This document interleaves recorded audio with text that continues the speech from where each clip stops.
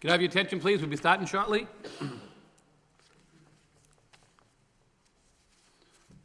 Good evening, and welcome to the Lowell Planning Board meeting for March 15th, 2010.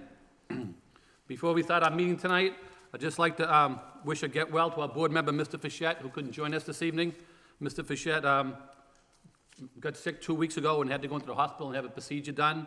I did speak with him on the phone yesterday. He is recuperating, and we wish him a get well, and hopefully he'll be back with us soon. And I know he said he'd be watching to correct us if anything we do wrong this evening, so a good well to Mr. Fischette. Moving along tonight, we do have two public hearings. The first matter will be 500 Pawtucket Street. This matter, the board will hold a public hearing for site plan approval for a project proposed by Riverview Realty Trust at 500 Pawtucket Street. The proposal includes the construction of a privately developed and operated dormitory providing 238 beds and 55 rooms for a student, a community room serving the student population in approximately 734 square foot commercial space. The project will include a parking structure to provide 120 parking spaces and is located on 34,616 square foot lot. The project is located in the industrial mixed-use zoning district and requires site plan approval from the planning board under section 11.4 of the Lowell zoning ordinance. Who's here today on behalf of the applicant? Okay. Coming to my attention, we did receive in part of our packet a letter that was addressed to me, Mr. Linehan as chairman, neighbors who indicated they were concerned about the planned construction of 500 Pawtucket Street, and they feel that they have not that the project will severely affect their community, and that they were not properly informed of the project. Upon receiving this information, I did speak with our associate planner, Mr. Aaron Clausen. He indicated that some of the certified notices did not go out to all the neighbors as requested, and also the matter was not posted at City Hall for the 2-week period. Due to the fact that it's come to our attention that the notices have been improper, I would request through the board that we would continue this matter to a future date. Therefore, we can perfect the notices, let all the neighbors be aware of the future date, and hopefully let all the notices be perfected for the next time the matter appears for the public hearing. Yes. Mr. Chairman, I make that motion to continue this matter to our next scheduled hearing, which I believe is April 5th on a Monday. Yes, it is, April 5th, 2010. I just asked Aaron, I know that new notices will be going out to notify the abutters that weren't noticed for the next hearing, so they can be noticed to come in for April 5th. That's correct. Actually, every single person that's within the 300 buffer, the parcel, will be notified once again or for the first time. So all notices will go out probably Thursday of this week, but it'll be no later than Monday, the next Monday, which is 22nd. So I make that motion to continue to April 5th. I'll second the motion, and it concerns me also that the city engineer, Lisa DeMayo, has got a pretty extensive list of concerns here, and in her correspondence, she's seeking a continuance as well until further information is provided, so I'd like to have that looked at, but I'll second the motion. Okay, so Pointing that motion out. made and second, all in favor, say aye. Aye. Aye. Aye. Chair votes yes. So the matter that is 500 Pawtucket Street will be continued till April 5th, 2010. Anybody who can down tonight on that project, if you could please notify anybody who you feel is interested in this site, and I'd appreciate that. Thank you very much. Moving along, our next public hearing is 1071 Barnum Ave, also known as 981 Barnum Ave. The board will hold a public hearing for site plan approval of a project proposed by Sisters of Charity of Ottawa in Duval Transitional Care, Inc., at the address listed above. The proposal includes the construction of 52,000 square foot addition to the existing Duval Senior Center facility located at the western portion of the site. The addition will include 55 beds to be used for transitional care and hospice units, a commercial kitchen serving the complex, and rehabilitation space. The project will include 46 parking spaces on the 123,598 square foot lot. The project is located in the suburban neighborhood single-family zoning district and requires site plan approval from the planning board under section 11.4 of the Lowell zoning ordinance. May we hear the case for the applicant, please? And Mr. Chairman, before we begin, for the record, I'll be recusing myself from the deliberation and vote on this matter. Okay?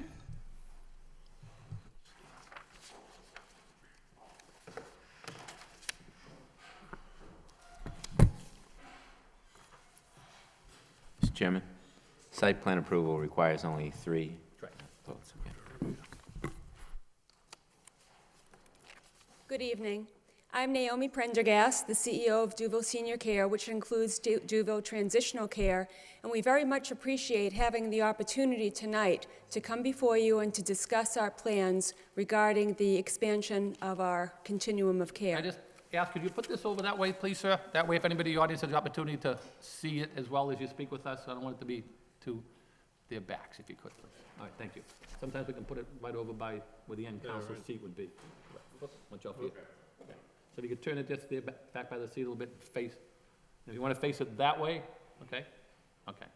And if anybody who's over there can't see it, they want to move over this way, or even come up to the Wanna go council back? seat. Back that way. Mr. General will let you know where he wants to put it. Wait, back a little further? See that? Okay? All right. Thank you.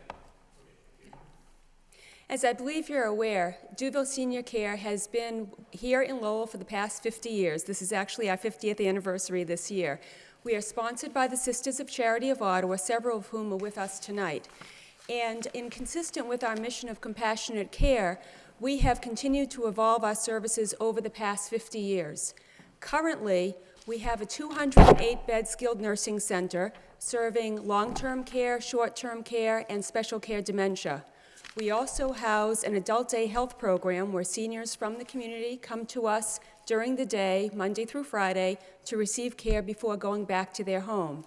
And in addition, we have 63 affordable independent apartments that are sponsored by the HUD 202 projects.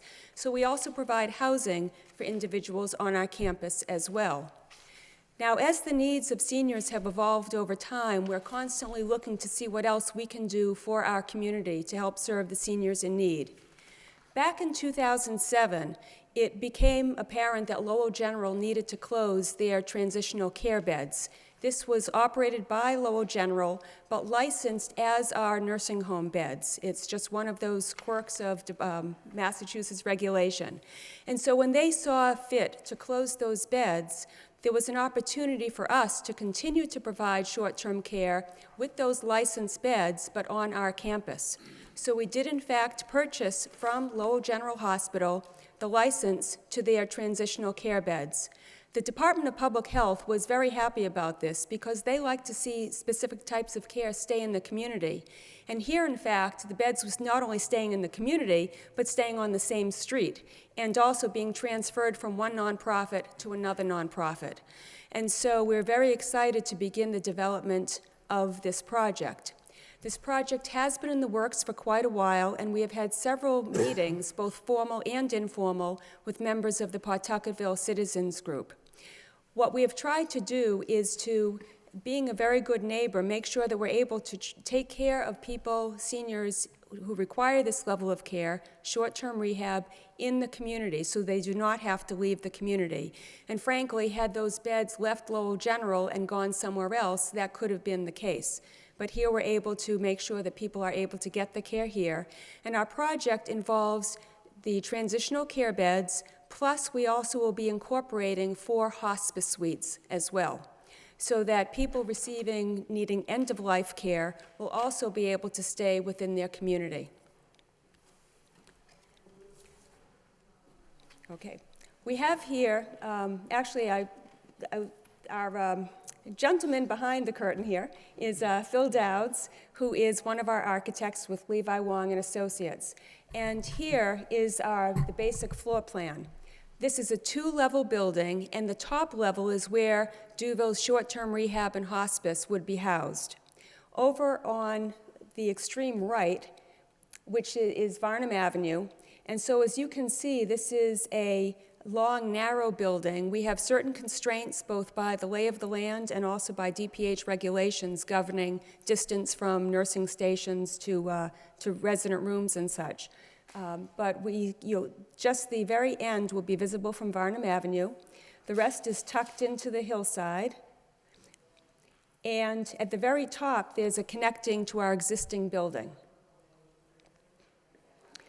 The thrust of this building will be all rehab, very rehab focused, and that is what will be visible from Varnum Avenue. And now I'd like to introduce Phil to go into a little bit more detail. One other thing we'll provide at this point is Phil, I'm sorry, would you mind just turning that a little bit toward me? And yes, if you want to just pick up one of these microphones here, it's usually a portable.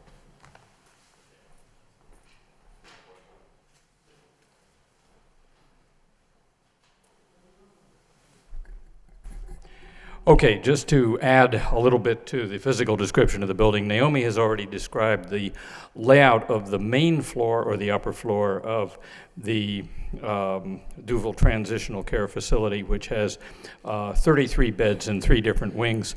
This is the view from the main entrance. This view actually would be very little seen except for people on the property because Varnum Ave is downhill behind trees and out here. So this is a view that you see as you approach the building from the sidewalk or on the car of the porte cochere, the canopy that protects the car drop-off, the main entrance in through here, and a dining and multi-purpose activity room, which is right out here at the front corner.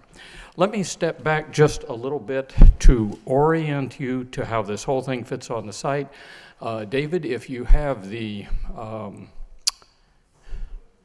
sort of site overview drawing. I'm the second man behind the curtain. Yeah. David Fisher will be with us in just a minute, but did want to make sure everybody understood what's going on with this project. I'm Philip Dowds, as Naomi said, project architect from Levi Wong, Architects of Concord, and we've been working with Duville Senior Care for about 1.5 years now, figuring out how to get this project to work properly with their existing campus, and then secondarily to design it in detail. The road running right up the middle of the picture here is, of course, Varnum Ave, with the old ferry intersection just off the page here. This is the Pawtucketville neighborhood around, and right here in the middle is the existing Duville Senior Care building, which I think is well familiar to anybody who's been to the campus. Main entrance is here at the turnaround. This is the face of the chapel, and in these areas here, there are 5 distinct nursing units totaling about 208 beds. Off to the east here are portions of the campus that have been converted to, as Naomi mentioned, low-income senior housing with a new building of such, 3 stories here, which is in fact the tallest building on the campus, just having been recently completed and occupied in this position. Out in front, of course, is the permanent park with the detention basin, which is now filled up nicely, just like it's shown here in the picture. That's the existing campus, and although Duville owns a very great deal of land behind and in this direction, due to wetlands, topography, poor access, and so on, very little of this is developable. So after considerable study, we worked with Duville to conclude that the place for the new building, which Naomi was talking a little bit about here, best place to put it is right here along this flank. In fact, if you know the campus, you know there's a driveway that goes through there, and this building falls right on it.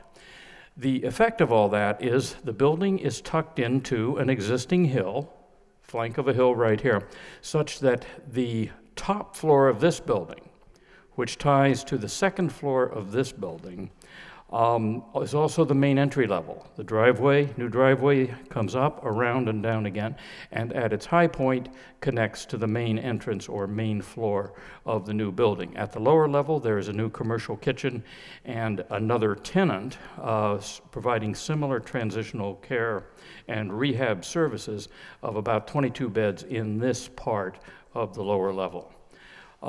And with that, as just a very quick general orientation about how this building fits with the campus as a whole, I'd like David Fisher, our senior associate for landscaping, to return and spend some time talking about the main site features.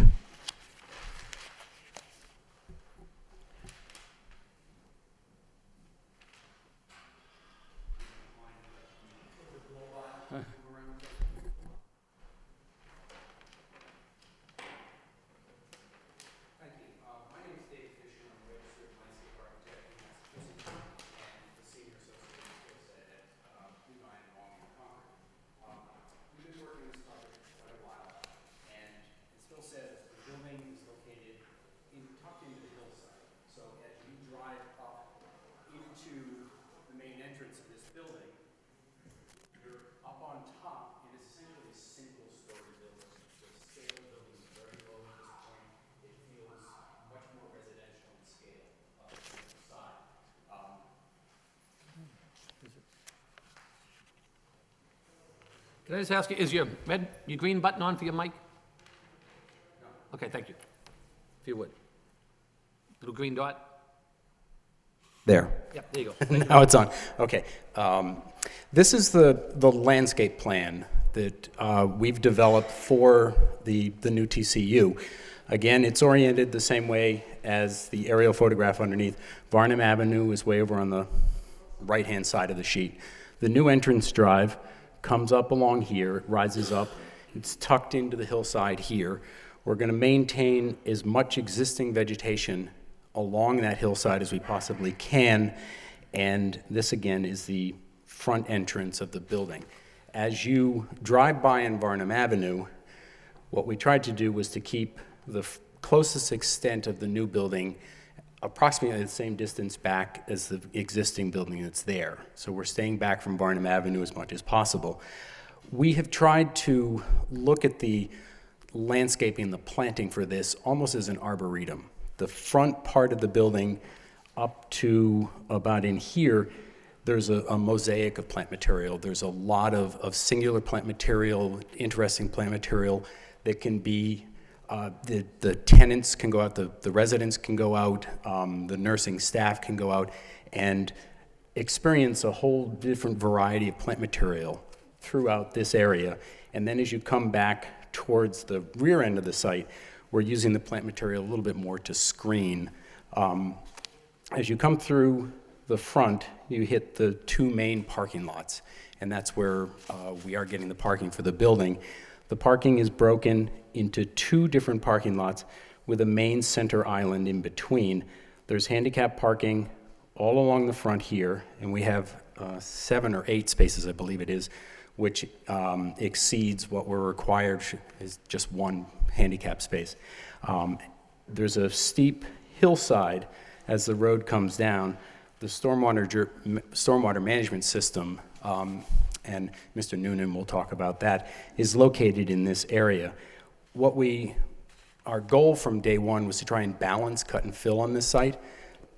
So we have to do some excavation in here to tuck the building into the slope, do some excavation here, and move that out here. And this is where the stormwater management unit is going to be located. The site will be completely accessible.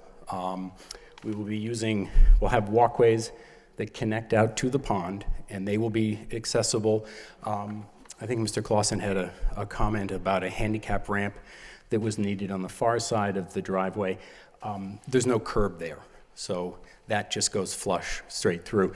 The walkway comes up along parallel to the road, leads to the front of the building, and then there's a courtyard up at the top, and that courtyard is going to be partially social, partially therapeutic. We provide different paving materials so that someone who's in therapy, whether they're on a walker or on cane or in a wheelchair, can get rehabilitation on brick surfaces, cobble surfaces, pea stone, practice putting money in a parking meter.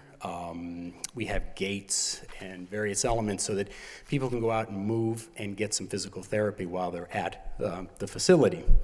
And we have 2 courtyards like that. One's the front courtyard here, and then the back courtyard here, we're also going to provide an area out back also. This roadway serves a variety of purposes. 1, access for everybody coming to the site. 2, it continues and maintains the emergency access around the building 360 degrees. Varnum Ave, you can come in, loop all the way around the facility. So there's good access for emergency vehicles and people coming and going as they need to. Service to the building is located in the back here. There will be a depressed loading dock so trucks can back in and offload at level. All the utilities will be coming back here. Generators, transformers will be located here. We will provide planting and fencing along here that will provide privacy for the residents who are in the existing building. One thing I'm not sure if you mentioned, Phil, is the hospice is located at this end of the building, quieter, an area for a little bit more reflection and time for family. There's a private upper deck for those units up here. Mr. Clausen also mentioned that we should have put in fencing around the dumpster enclosures. We will do that, shown that on the plans. We will provide fencing for that with gates so that that will meet the zoning. We also believe that the planting that we have does meet the zoning. We have 1 major parking lot with an island in the middle, and I'll let Mr. Noonan talk about the exact numbers of that. And then we do have, I believe, the number and the quantity of trees to meet the zoning code. The other thing I want to show is the photometric plan. And we are using a Evolis pole and light fixture system. And it's a wood pole with a light housing up at 12 and 18 feet. 12 feet is the pedestrian level, 18 is along the street. And the yellow along here shows where light will fall on the ground. Anything outside of this, there will be no light spillage whatsoever. There's cutoff luminaires inside the housing, so all the light is directed directly down to the ground. This facility is not a nighttime facility. The residents will not be going out and walking around at night, so there is really no need to provide a high level, a high intensity of lighting. This also, if you sort of juxtaposition this with the plant material, the light spillage will be almost impossible, to see for the houses and people along Barnum Avenue. This is the worst case scenario if storm came through and blew down all the plant material. So again, this is the facility here, existing facility, and I think I'll pass this off to Phil.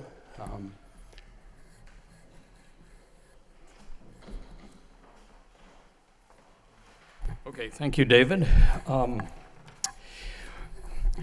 That's a general introduction to site usage and landscape. This project has been very fortunate to have the services of John Noonan of Noonan and McDowell with respect to engineering and compliance matters.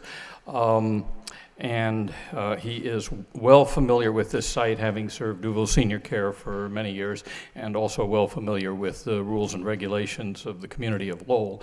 And he is going to take us through the engineering aspects.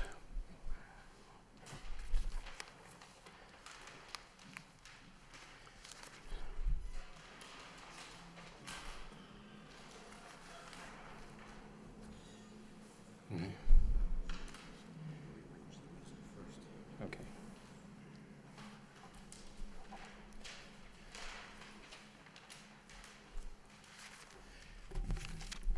Let me take this way.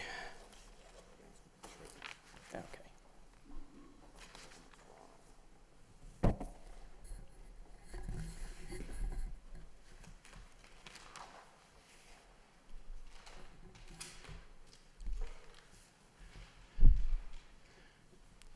This, I believe, is the submittal package we provided.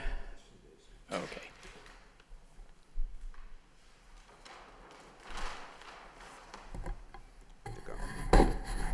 Good evening. John Noonan with Noonan McDowell, or land surveyors and civil engineers located in Billerica, Massachusetts. Duville is proposing to construct the rehabilitation unit, and it's done so parallel to the existing structures, which incidentally is perpendicular, pretty much perpendicular to Varnum Ave, so you can be looking at an end view of the complex as you drive through it. The existing road that loops around the campus basically comes through here, through this location, and then back out to the main road, which has their front entry road. Now, this existing road has parking located along it, in the back here, and also in these locations. So we're going to be removing the parking that's in here, creating the same number back in this location over here, and then relining their existing parking lot that's located to the rear. The purpose of the relining of it is that originally this was their 24-foot wide access through here, and we want to keep that 24-foot access coming in this location. So we shifted the parking spaces over a little bit, and we also maintained the original design of the campus, which was 20-foot deep and 10 feet wide parking spaces, not your current regulations. So these are deeper and wider, which coincidentally for their use of the property, it's a better size. It gives the extra room for the width for the doors. And it also, where this parking is located on our driveway, provides an extra depth for safety for vehicles that may be coming by. It just gives you a little extra sight distance. So it also works well for that. The parking that we are proposing is basically in this location. It's a reconfiguration to provide the same number of spaces. Our new parking that we're providing along our driveway, both sides are about 5,000 square feet. And our island that we provide on either side is about 500 square feet. So we're providing about 10% of what's required out of the 5%, so it's almost twice as much. And these spaces are, in fact, deeper. And as David mentioned earlier, we do have more handicap spaces than what's necessary.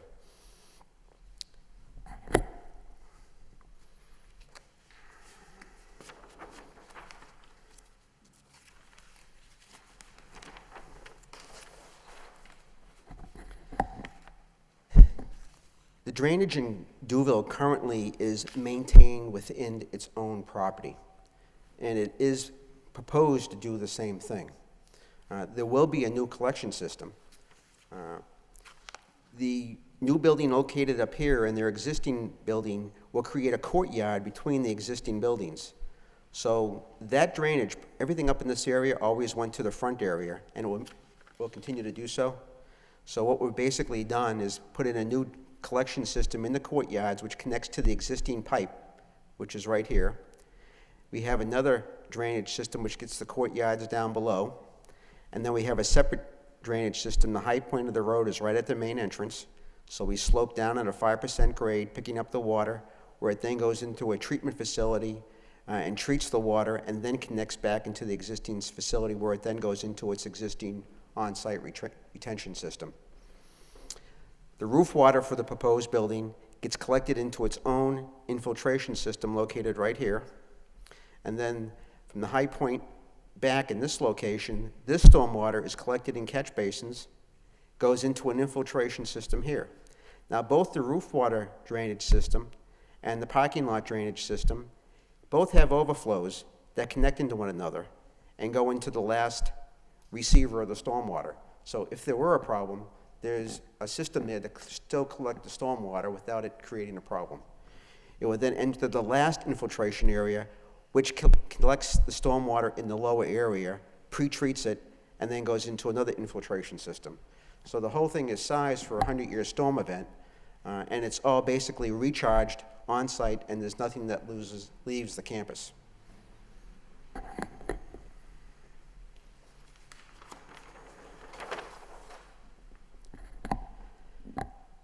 The existing water line on the campus also follows the location of their existing access road coming through here. And you can see it's shown in pink right in here.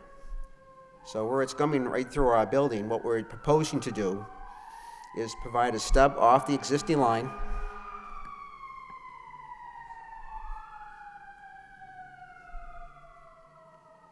which will be for the future use of the property located further to the north.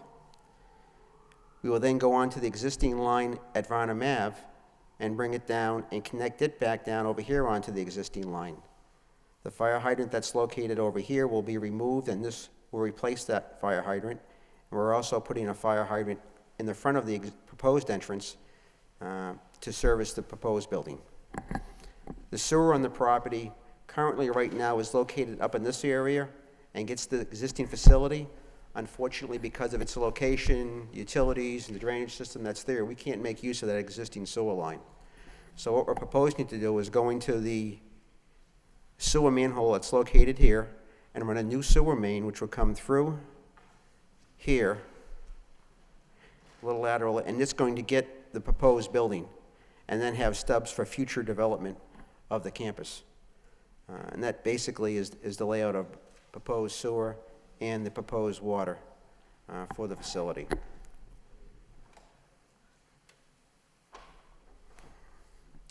But to get an idea of what the road profile looks like, which they are exaggerated, this is basically the elevation of the existing campus, and then our proposed first floor is up over here. So we come up from the main entrance, about a 5% grade, and then drop back down at a 7% grade to get to the existing parking lot that's located to the rear, which is right about over here. And I think that's probably about it.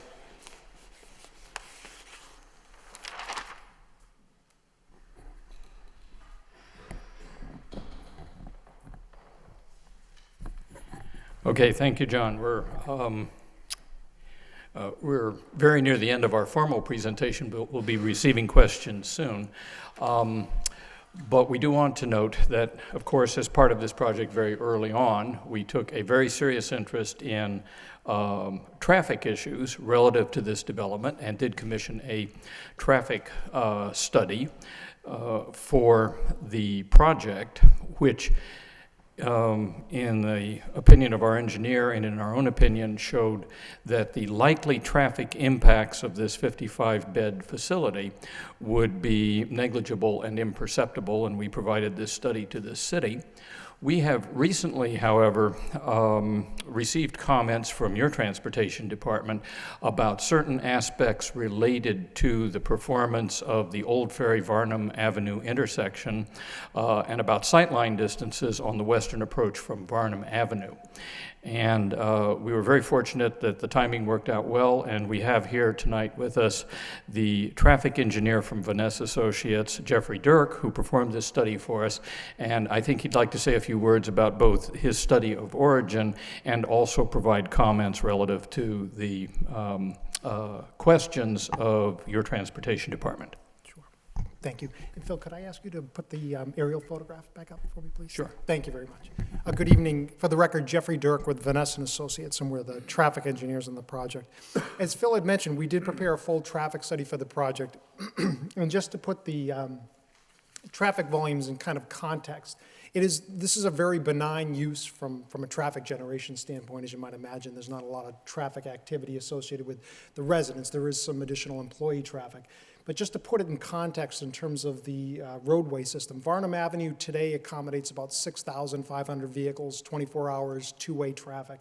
This project is expected to add about 156 vehicle trips, again, two-way on top of that number. It's about a 2%, between a 1 or 2% increase in traffic. So as we look at measuring impacts, the traditional things that we present to you in terms of delays in vehicle queuing, it doesn't show an impact.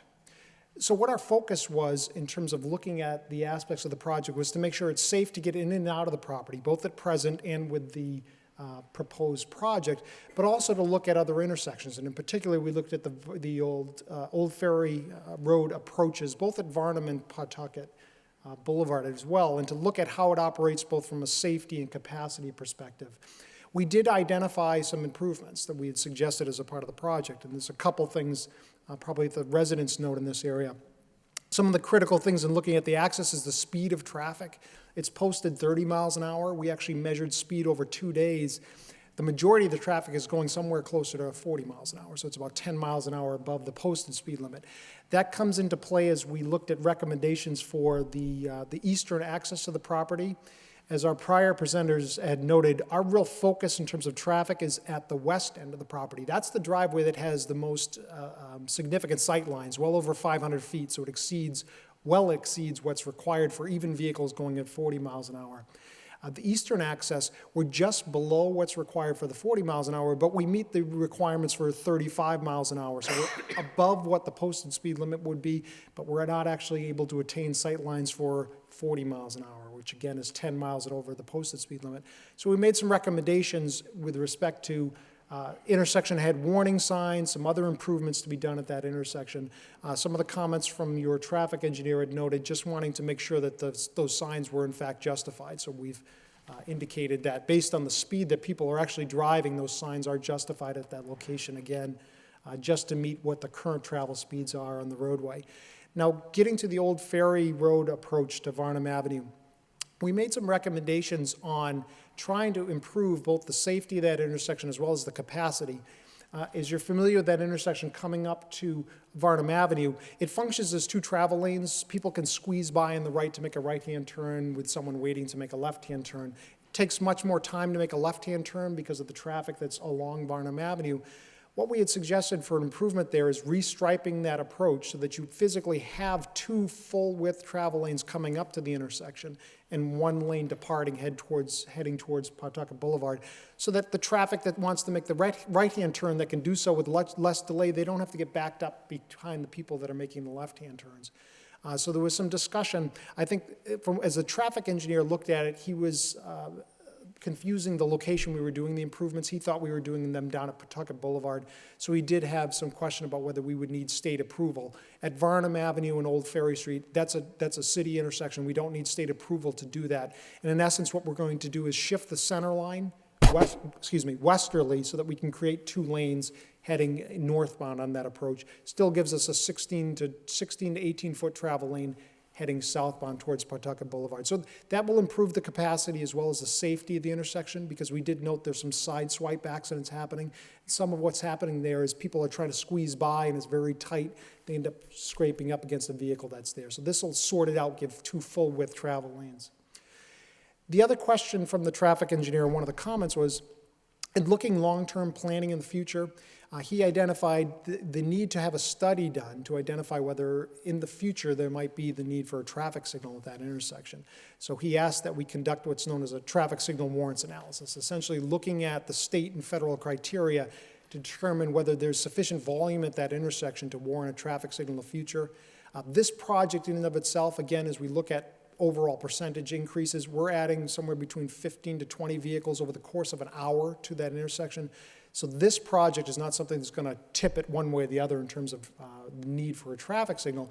But what is prudent from the city's perspective is to physically have a study done so that me as a professional engineer, I'm documenting to the city, both under present conditions as well as looking long-term in the future, is there a need for a future capacity improvement at that intersection? So that was something that was identified. It's prudent planning. It's something that the city should have done at that location.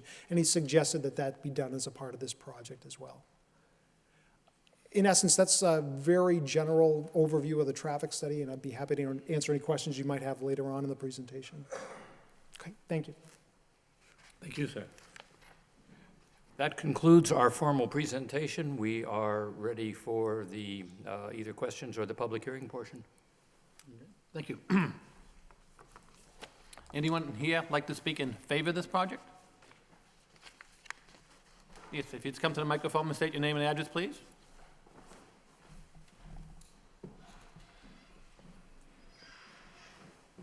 My name is John Hamblett,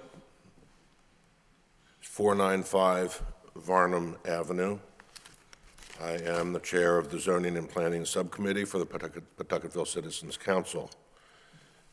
Mr. Chairman, if I may, before we move on to business, on behalf of the PCC, we would also like to send our best wishes to Mr. Frechette and wish him a speedy recovery. On behalf of the Pawtucketville Citizens Council, we support Duville's proposal for the transitional care unit. Over the past year, we have had several meetings, both at the board level and with the Pawtuckettville Citizens Council, meeting with the management at Duville and their building-related professionals. Several weeks ago, we met again to review the plans that have just been included in the summary. Our discussions have included, but were not limited to, a concern about the proximity, both physically and visually, of the new construction from Varnum Avenue. We were originally concerned about the height of the building facing Varnum Avenue. We had concerns about a building, landscape, and traffic flow design that was congruent with the neighborhood. We also discussed the long-term traffic impact, particularly to Varnum Avenue. And the latest issue, a temporary one, is that concern over construction traffic. We've just realized that Duville, Lowell General, and UMass Lowell will all be undergoing long-term construction projects at the same time. Duville has been exceptionally responsive to our concerns. They have altered their building plans, lowering the original building. They have improved the landscaping plans, and they have carefully evaluated, as you can see, the impact of traffic, both short-term construction traffic and long-term. Duville has been a good partner to our neighborhood. We ask that you support this plan for the transitional care unit. Thank you. Thank you, sir.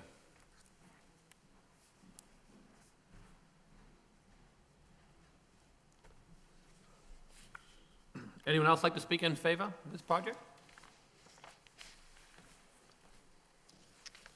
Mr. Chairman, members of the planning board, ladies and gentlemen, for the record, my name is Mark Goldman, 58 Oakland Street, Lowell, Mass. Wish to be recorded in favor of this. Friends of mine had an aunt that stayed at this facility who received excellent care. This is an excellent plan. It addresses the needs of the Pawtuckettville residents, and it is also part of neighborhood character. Thank you very much. Thank you, sir.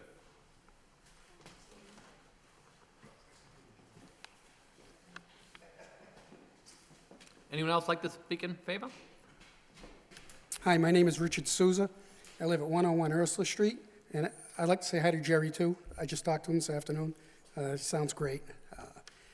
I have been involved with the Pawtuckettville Citizens Council for a good number of years now, and during the drafting of the Pawtuckettville Master Plan, Naomi Bentikas was on that committee, and she graciously let us use the Duville Manor room for our meetings, and I thank you for that. And over the years, Duville has proven to be a good neighbor to Pawtuckettville, so I support this plan. I wish you would too. Thank you. Thank you, sir.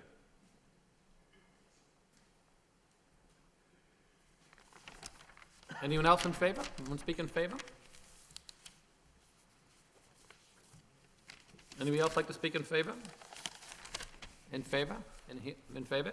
Hearing none, that portion of the public hearing is closed. Anyone like to speak in opposition? I'd like to. Good evening. My name is Elaine Farrow, and I own the property located at 1093 and 1097 Varnum Avenue, which directly abuts Duville Transitional Care. This land has been in my family for 62 years. My dad purchased it in 1948. He and my mom built the house that stands there today. This area was considered country. The land that Duville occupies was a farm. I remember cows grazing in the field, horses galloping about, pigs in their pen, chickens around the barn. A far different picture from the concrete jungle it's becoming today. I'm vehemently opposed to Duville's proposal for additional construction to its existing facility. This is a residential area, a fact that Duville seems to care little about. I have watched and tolerated this neighborhood become more and more commercialized by Duville's continuous expansions without consideration to the single-family dwellings surrounding it. Loss of privacy due to this proposed 52,000 square foot addition affects me directly. The neighborhood does not need additional noise and traffic caused by workers in their vehicles, visitors in their cars, as well as delivery trucks, transport vans, and ambulances, not to mention increased pollution from the exhaust fumes. I don't want night security lights shining onto my property or cars' headlamps shining into my rooms throughout the night. A neighbor told me he has no choice but to endure just such a situation now. When cars leave the driveway, I believe this is the one that was referred to as the western part of it, the headlights shine directly into his bedrooms and living room. Even worse, some of the drivers park there at night with their headlights on as they're exiting and talk on their cell phones indefinitely. I pay taxes to live in a residential area. If I wanted to live next to a commercial-sized building, I'd look downtown. Another barrack-style 52,000 square foot building will only ruin what's left of the existing natural landscape. It will not enhance the property values of the surrounding single-dwelling homes. The only beneficiary from this proposal seems to be the Sisters of Ottawa and Duville Transitional Care. Generating more and more revenue seems to be the primary focus here. I wish the Sisters of Ottawa and Duville Transitional Care would respect the suburban neighborhood single-family zoning district into which they have moved and withdraw this proposal. Perhaps they could look north to Canada, their home base, where land is plentiful and there would not be the need to encroach upon an established single-family neighborhood. I urge the Lowell Planning Board to deny this application. Thank you for allowing me to voice my concerns about this proposal. Thank you, ma'am. Anyone else like to speak in opposition? In opposition? In opposition? If none, that portion of the public hearing is closed.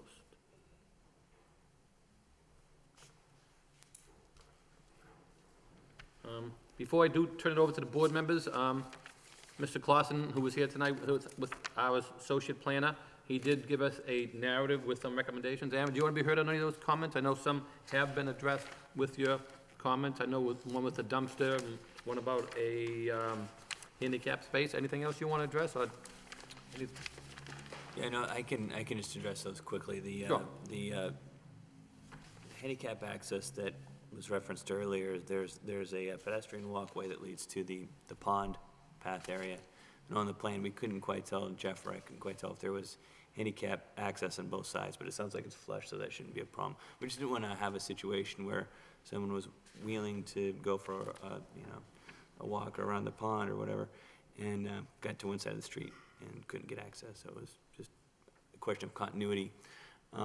For the dumpster in the back, just any dumpster needs to be hidden from view from the street or the public way, which clearly it is because it's behind the building, but it also has to have a screen fenced with the door, so it sounds like they're going to add that, which sounds good.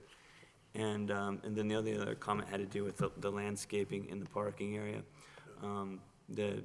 There's three elements to the landscaping in the parking area. There's the area, which sounds like it meets pretty handily. It's 5% of the impervious surface needs to have landscaped area. So if it's 10,000 square feet, it needs to be at least 5. In this case, it sounds like there's 500. Sounds like in this case there's 1,000.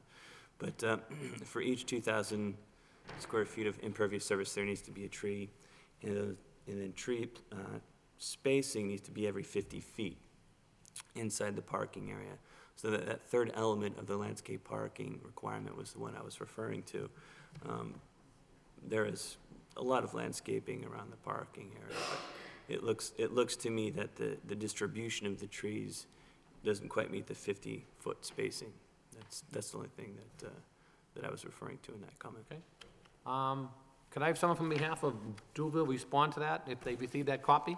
Sure. You can just come back up here. Did you receive the copy that Mr. Clausen wrote on March 9th of 2010? I know one of the speakers did address the dumpsters, which we have no problem with, which is by our regulations, has to be screened, which we said it would be. So Aaron just has a question in regards to some of the parking and the landscaping. Yes, we did receive those comments, and based on those comments, we double-checked and reviewed the zoning requirements. And frankly, we have, although we prepared a plan that showed a slight readjustment of parking and introduction of planting islands with trees, in talking with our engineer, John Noonan, it's not crystal clear that what we did is actually required. It's our intent to fully comply with the correct interpretation of the zoning ordinance, and we look to Mr. Clausen to help us arrive at that. The only reason we're not submitting that plan is we think we may have included too many trees at this point. But we will comply, and we will work it out with the city. All right, thank you, sir. I appreciate that. Before I turn it over to the board members, I just have one or two questions in regards to some comments we received, and I want to make sure let me think. If I could just, is on the traffic issues from Jeff, could I just ask Jeff a question? Okay, Jeff, I know you addressed the issues from Mr. Gomes, and I know there's 1, 2, 3, 4. So I think you hit on all of them, but I want to make sure I get them before I turn it over. I think the first one was to do the restriping. Yes. Which you have no problem with. That's correct. The only question we had was, I think he thought it was down at Pawtucket Boulevard, and we're actually doing it at the other end. But we're committed to doing it and getting whatever approvals are necessary to do the work. Okay. The next one, he made a comment about the sidewalk is, that connects the site to the pond, shows a wheelchair ramp. Is that what Aaron was talking about as well? Yes. On the side of the driveway, but not on the other? So that's something that we've addressed already? Yes. Okay. I'm sorry, I should clarify that. There was one other comment that Jeff was making, that there is a continuous sidewalk from the site to Varnum Ave. So right now, the pathway that we were just discussing is a little bit further west to where you were pointing at, Jeff, across the western access drive from the new building to the pond. But there isn't, at least in the plans, we couldn't find anywhere any kind of pedestrian access that leads all the way to Varnum Ave. That's correct. We were not planning on providing pedestrian access down to Varnum Avenue. As you're aware, the site is served by bus service by the Regional Transit Authority. There is some concern about, there's no sidewalk along the north side of Varnum. I believe it's on the south side. One of the things that they did not want to do is introduce or encourage public access to come onto the private campus. So we were not providing connections out under Varnum for those couple of reasons. Our employees and visitors have shuttle service to the site by way of regional transit bus service. And we provided on-site sidewalks, but we were not connecting out on the Varnum Avenue because of the fact we didn't want to encourage pedestrians to come into the campus from the roadway, and that we don't have a sidewalk along the north side. Okay. And the other one I think you covered, which was the intersection ahead, which was the signage proposal. Correct. And you talked about that. You thought there was Yes. confusion between which entrance from there to the other one, right? That's correct. It's down at this entrance here that we're proposing it. And the last one I think you did address, which was the signal warrant analysis. You said you had no problem with doing that? That's correct, yes. All right. All right. Thank you. I thought to make sure that Yep. we highlighted all those. I appreciate that. Thank you, Mr. Okay, Chairman. thank you. Okay. Those are just some comments I had about the comments we received. At this point in time, I'll turn it over to any comments the board members will have, and then any other further comments I have, I'll address afterwards. Any of the board members have any comments at this time? Mr. Lockhart, any questions you have? I do, just one relative to the parking. Stall size is designed at 10 by 20 feet. And when you say you fully comply to this, but planning and development is suggesting that they be reduced so you can create some space for maybe some more greenage, but and also reduce the impervious area, which is a desirable thing. Is that something that you will do, or may not add up to a lot of impervious area, but when it comes to drainage and stormwater and all that, you know, Yes, we have at least 3 people who've been working on this. These comments came to us just very recently, so Yeah. we may not have it Just like to perfectly sorted out. clear that up. But yes, the spaces are, quote, oversized for this population and use, and we'd like to keep it that way. David, did we end up in our adjusted plan making any reduction in the size of spaces? Okay, no, the adjustments we made to the parking lot did introduce trees without reducing the size of spaces. Okay, I don't have a real issue with it. Okay, nothing? Okay. Mr. Genovan, any questions, concerns? Yes, Mr. Chairman, thank you. First off, I would like to, before I begin here, to send my personal get-well wishes to my table mate, Mr. Frechette. But I do want to point out, it does give me a lot more room to spread out here. Not that I want you to stay away, Jerry. I had a couple of questions. I was wondering if this woman who spoke against the project could point out, is this, I see a white property here to the, just, Could you just go up to the microphone, ma'am, because people at home can't hear what you're saying in his response? Thank you. can you see your property on that? I am on that map? terrible with maps. I cannot see my property, but mine directly abuts it. As you're going up the hill, it's the White Cape. Right there. Right on the corner? Yeah, Okay. it's all fenced in. It's not on the corner, it's on the top of the hill. Okay.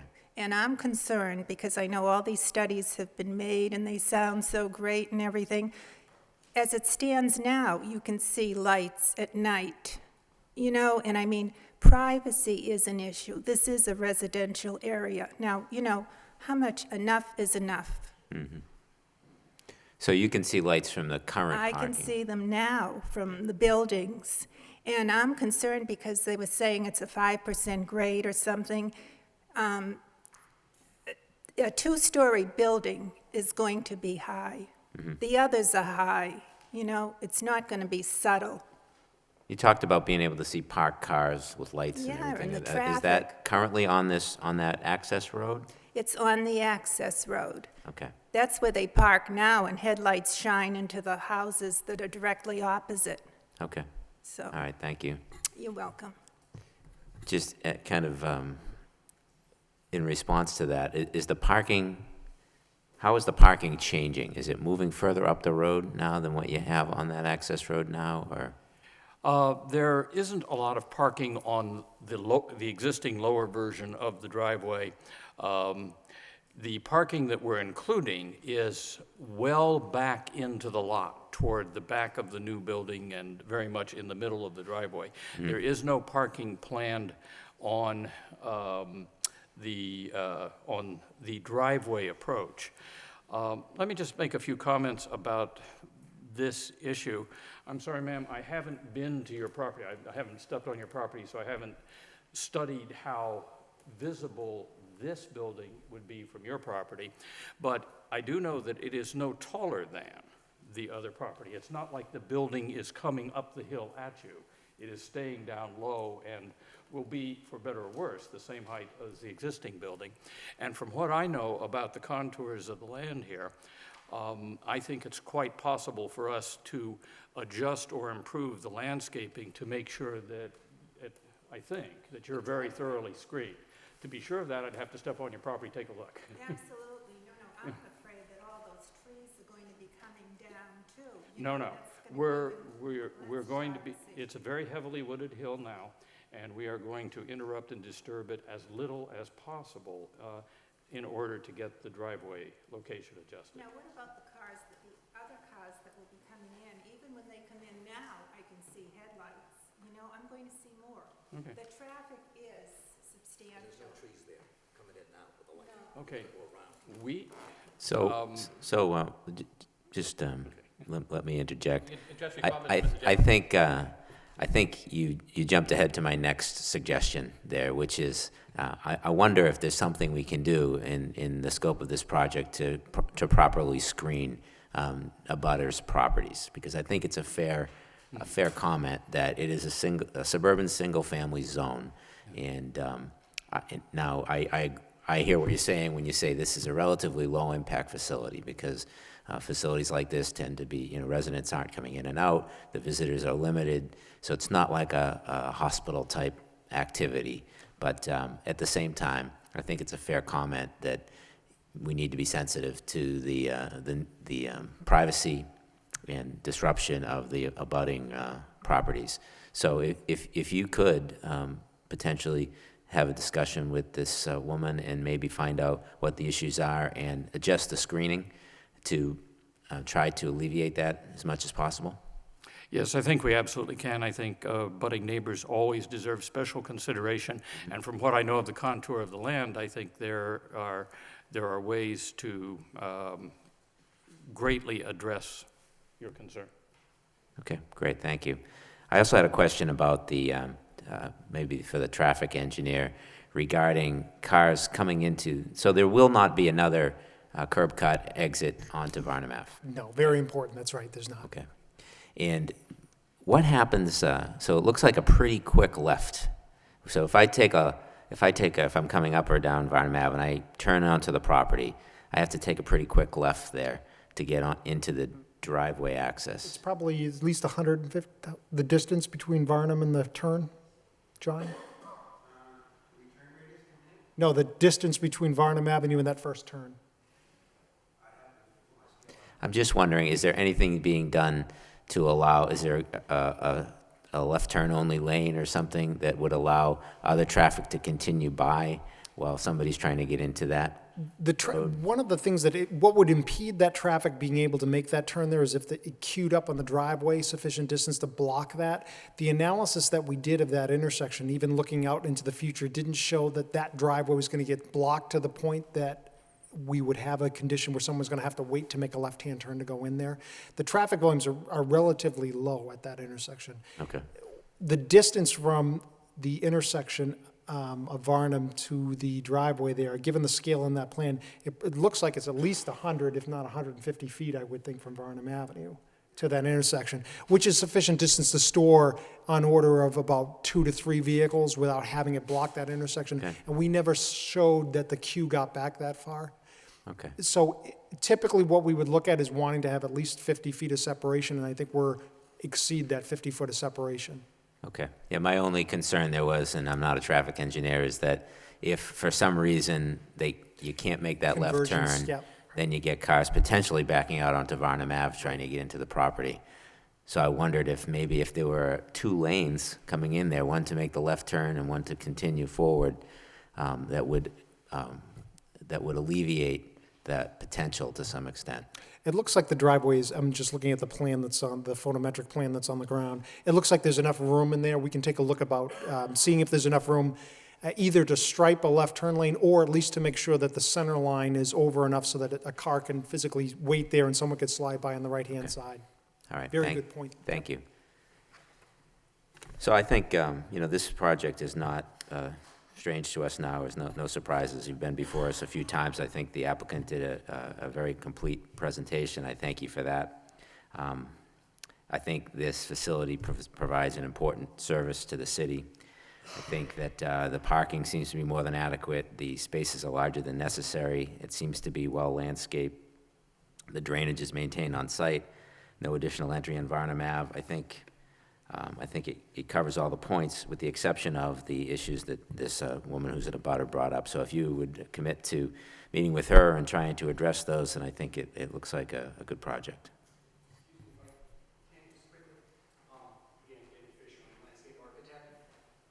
Just a couple of things for your concerns. During construction, this site will have a construction fence all the way around, and we do have fencing along the driveway and between her house and the road. So there will be a physical barrier between her house and the construction. The second one is that on the landscaping plan, we have a large amount of evergreens and rhododendrons in that area. What I like about my job is I can put those things anywhere I want to.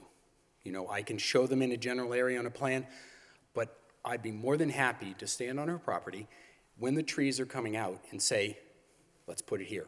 Stand back, tell me where you want this 12-foot tall, 14-foot tall evergreen. That's the sizes that we're using, 12 to 14 foot.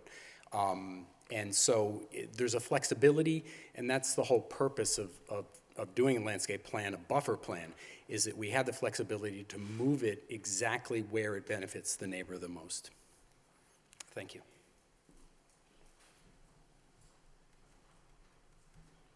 That's all I have, Mr. Chairman. Okay, thank you. Just by going back, I do have one other question. I think I have it. If I could just ask John a question. I know he spoke about the sewer, the water drainage and everything else.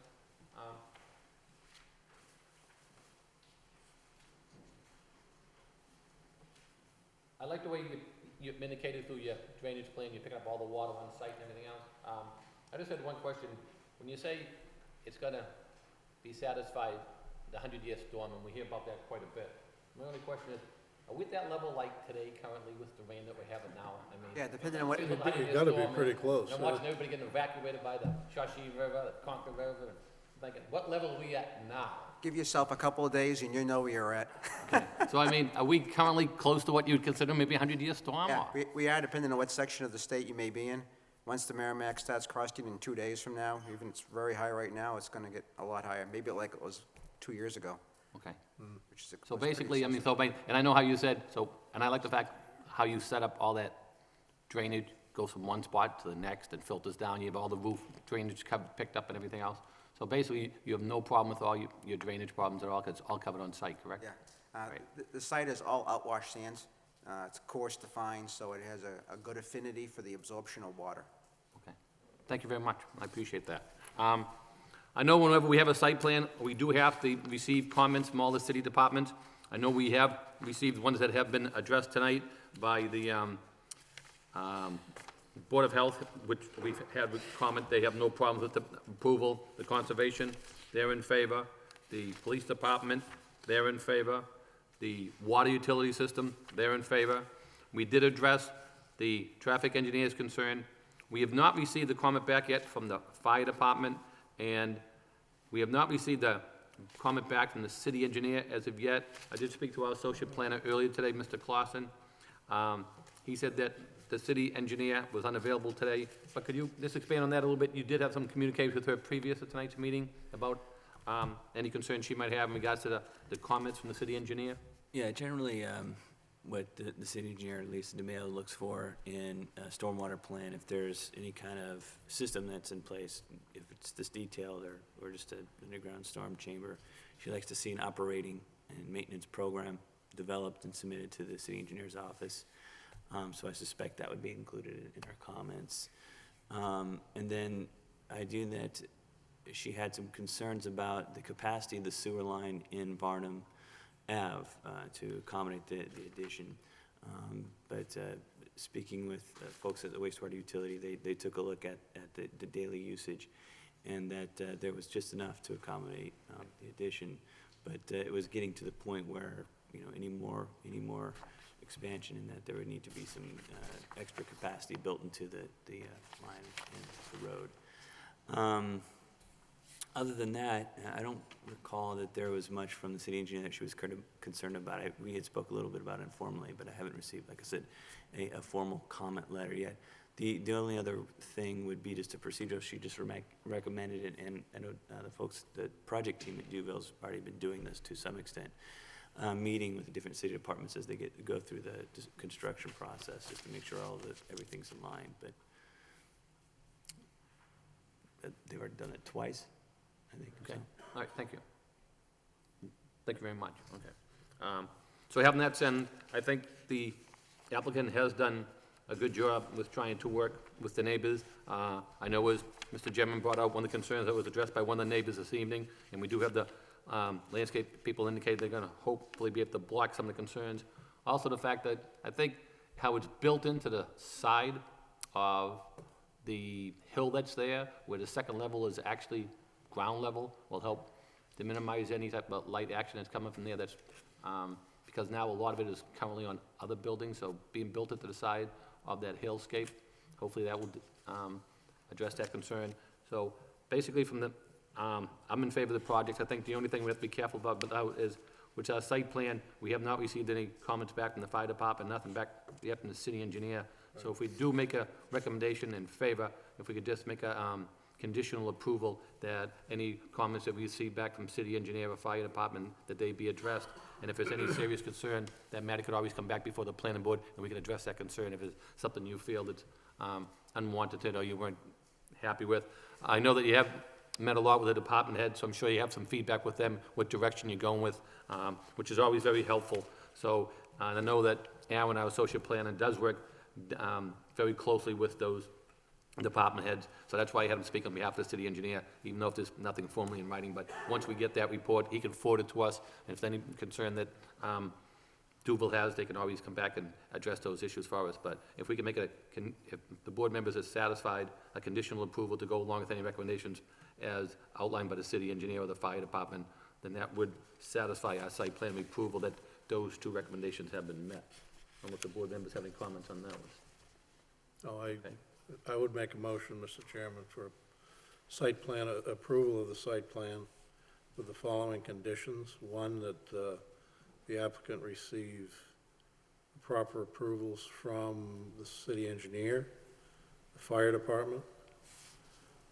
Secondly, that the item that Mr. Brennan brought up about studying the left-hand turn, the addition of possibly another lane going into that road, that could be very important from a traffic standpoint and backing, with the potential of backup there. That the applicant study that. And the third condition would be that they work with the lady here, the direct abutter, in working out some kind of buffer of landscaping to help her out, as well as maybe working on the existing parking with the headlights and trying to alleviate that as well. I'd make those three conditions. A motion is made? I'll second the motion. The only other one I would add is asking the applicant to work with the planning department regarding the landscaping in the parking lot. Yeah. Is that acceptable? Yeah, oh, that's, yeah. Okay. That works. The motion has been made and seconded with additional comments. All in favor, say aye. Aye. Aye. Chair votes yes, so we have 3 in favor, 1 abstain, and 1 absence. Aaron, do you have all those conditions? Do you have any questions you want us to read back to you? No, I think I have them all. Okay. Thank you. So therefore, the site plan is approved with the conditions that's outlined. Wish you well at the project and good luck, and thank you everybody coming down for speaking this evening. We appreciate all your input. Thank you very much.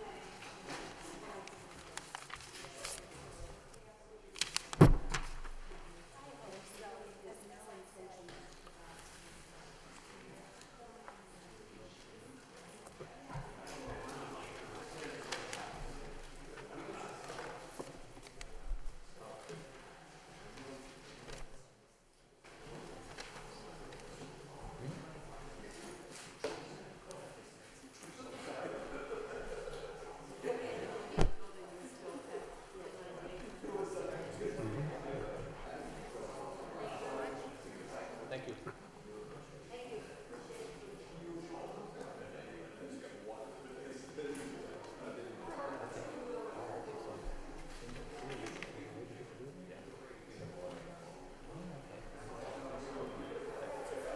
Oh, boy.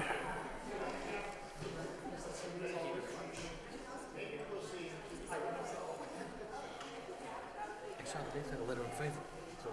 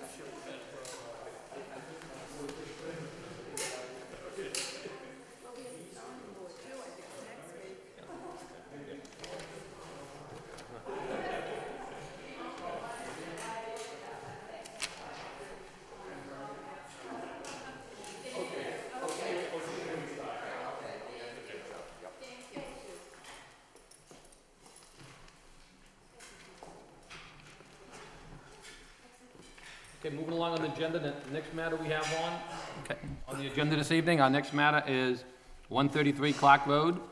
The board will review with the applicant of a project proposed of the above address, a mitigation plan to address the site development, design elements that deviate from the approved special permit that was constructed. May we hear from the applicant, please?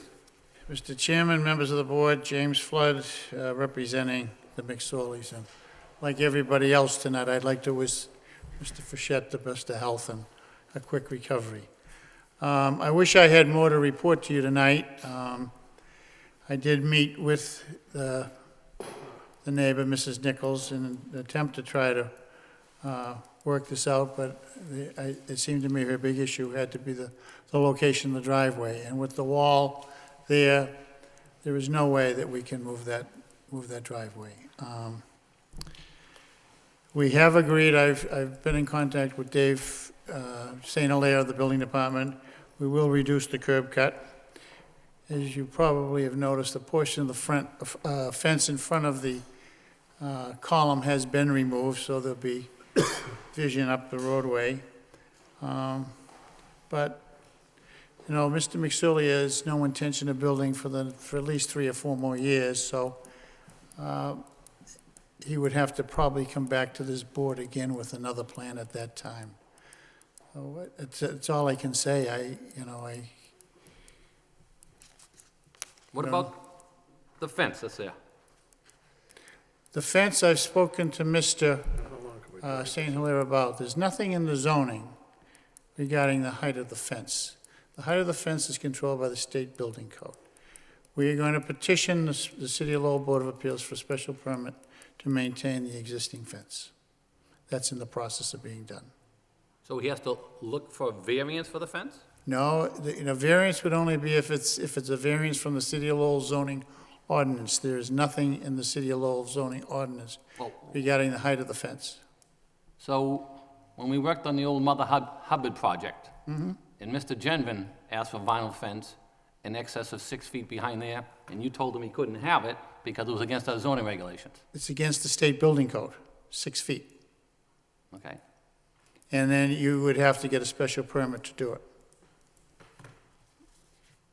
There's nothing in the zoning, Mr. Linehan, regarding the height of the fence. Okay. That's not what the building commissioner told us. What about But the... can I just explain what happened on the fence too? Mr. McSorley's here. He did agree with Mrs. Nichols that there would be a 6-foot fence. And the way he explained it to me, he had previously installed a fence across from his office building on Bolt Street. I don't know if any of you have been down to see the building he built on Bolt Street. Yep. And he incorrectly assumed that fence was a 6-foot fence. He put the exact same fence in at his house that he put out down on Bolt Street. He thought it was a 6-foot fence. It turned out to be an 8-foot fence. That's how that came about. Believe me or not believe me, that's what he told me, and I believe him. I don't. I mean, I know what 6 feet is. We stood there. You were there when we did the site visit. We said 6 feet. Listen, I go, I know, 6 feet. I know what's there, Mr. Linehan. I know what's there. I mean, we have a letter from Mr. McSorley. I know that. I know that. It starts with a gate with rock pillars that exist in 133 Clark Road driveway entrance, approximately halfway down the driveway, even with existing front corner at 133 house. See pictures and gate and pillar. A coordinating 6-foot-high vinyl fence would begin at a gate along adjoining property lines. I know that. There's no question he agreed to do it. And it was all in conjunction with the construction of a home, which has now been put on hold because of the economy. Right. But I think if you look at the City of Lowell zoning ordinance, the provision for driveway over 200 feet says if it's safe for fire, police, or emergency vehicles, that's what the determination is. It has nothing to do with anyone next door. And I think we did show that it was safe for fire and police. So he did that, and he agreed to do it, and I think he intended to do it. But you were there, he wanted to save that, well, I think, I don't know who wanted to save the tree. Yeah, I'm not worried about the tree because that's number 6 on the 6 conditions we gave. Yep. So, I mean, I think you picked the least one to address, in my opinion, but go ahead. Okay, well, we can't move the driveway, so I don't know what more you want to hear from me. Well, let me ask, why can't you move the driveway? Because we can't, because we got the wall there. We're not gonna take the wall down. So, when we were on site, when we did the site visit, Mm-hmm. there was basically conception that was made that the drawings were wrong, We thought they were wrong, but they're not wrong. They're right. okay? They're right. So- We did a measurement. We have a new engineer. Yeah. We did a measurement. And we were gonna see those new plans, which we agreed upon, which we haven't seen to date. That was when we met in October. We said, we'll come back, Right. we'll get a new set of Well, plans. you wanted to know what we were gonna do to mitigate it, and Right. I'm saying we can't move the driveway. We can show you a plan where the driveway's located. There's not a problem doing that. We know where the driveway was located, we were standing in it. Excuse me? We know where the driveway is located, we Yeah. were standing And I in can it. show that on a plan. Right. But that doesn't resolve the issue that Mrs. Nichols has as to the location of the driveway. And there's no question that it doesn't conform with the plan that was originally presented in the special permit. So there's no way we can meet that special permit. That's what I'm saying. Okay, but what I'm getting at is, so if you give us a plan, Mm-hmm. and you say you're gonna be so many feet off the neighbor's line, Right? which he indicated he would do, right? Which he said he would in writing to us. Initially, Well, I mean, he. Right? before he built. Right, Correct. okay. I mean, where he went on and said, which he put in writing, and we agreed to and accepted it as a condition, right? Correct. Okay, the new fence is double-sided and would be just as attractive at both sides, boom, boom, boom. Which it is.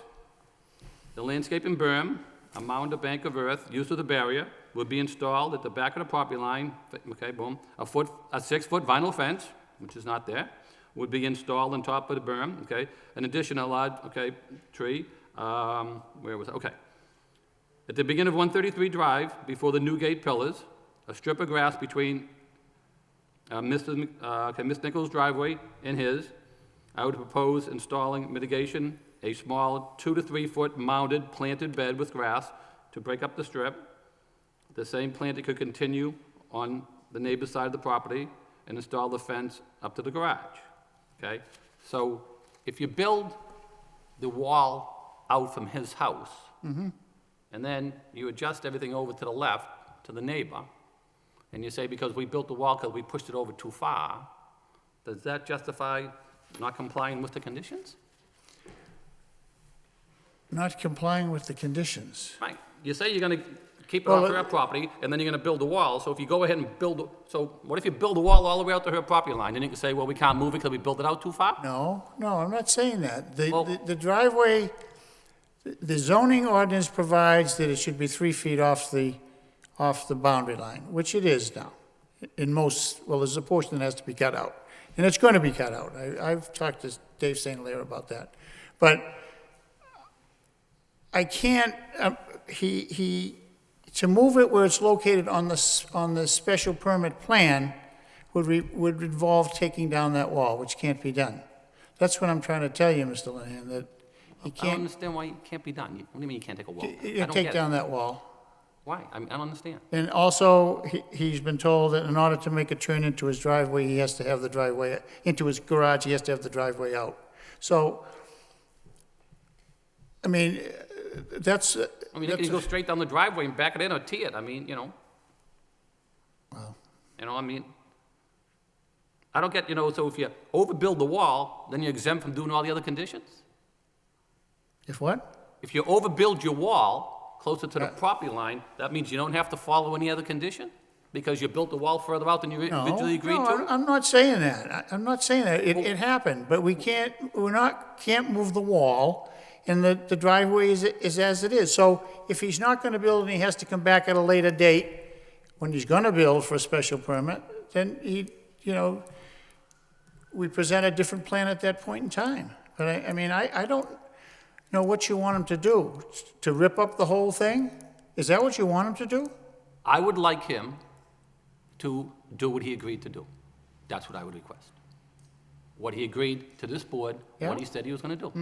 When he gave us a set of plans. Yep. And he said, these are certified plans. Absolutely, I'm not denying Okay? that. I'm not And when denying you said to us that night, he's a landscaper, Yep. he will make sure everything's done accordingly to plan. And then now it hasn't been done. No, it's not So done. you said to us, It's what not would you done like? in accordance with those plans. So I can't when you deny say to that. us, what would we like? I'd say, we would like what he proposed to do that night, that he said he would do, that we took him at his word at face value and agreed to do. I mean, say if he did everything right and then we wouldn't change our mind. Because something what? If he did everything right that he said he would do, Yep. and then if we went back and changed our conditions, would that be fair? No. So is it one-sided then?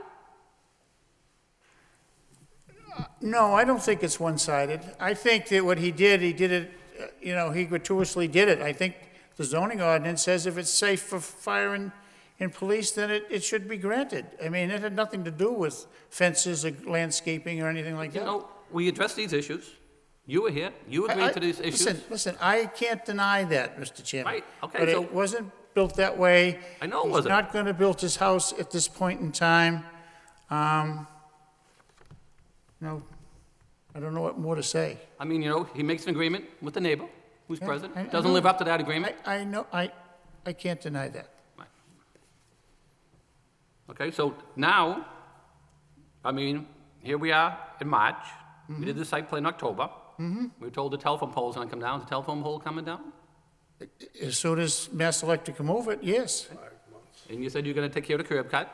Yes, And we were told in October, there's nothing preventing you from fixing the curb cut, right?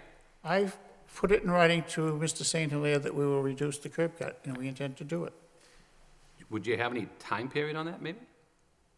I mean, we addressed it in October, and when we had Mr. Camacho there, you said you didn't think you could do it with the cease and desist order, and he said that doesn't affect it.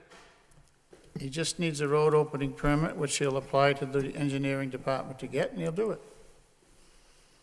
Within, Getting back to my question again, do you have any timetable where you think that may be done? first week in April.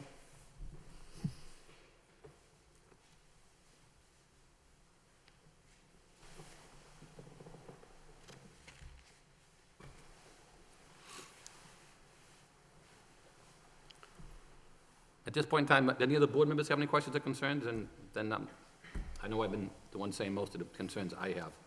I'll give somebody else an opportunity to speak. And anybody else? I mean, It just seems as though we're making no progress at all with this, and we've had about 5 months, and there's been nothing done. Obviously, there's something wrong here that we have to address. I mean, we're not even getting, I do remember I was there,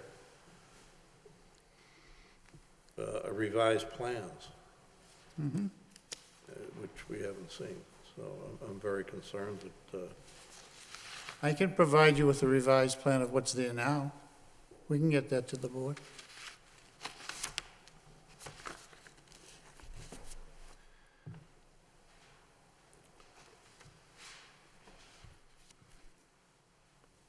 you have any comments, Chair? Yeah, well, are you all set? yeah, that's, I just had to make that. I have a couple of procedural concerns, I guess. I mean, we had taken this project in a special permit application. A special permit was approved.